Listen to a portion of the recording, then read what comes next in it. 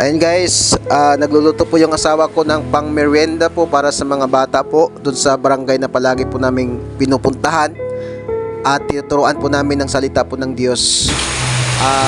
Ayan, banana crunch. Ayan, malapit na po.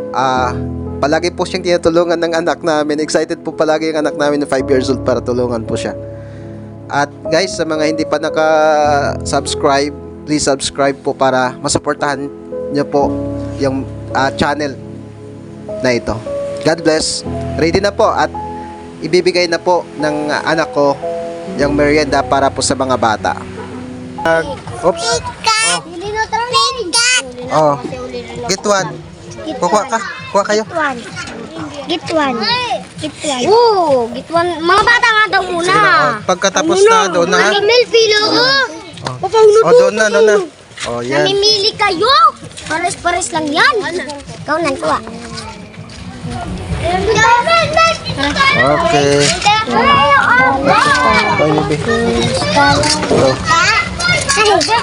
Ayan.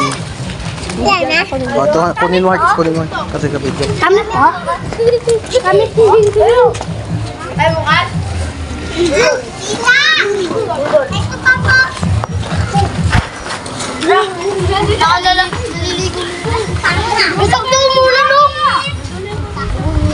Baka.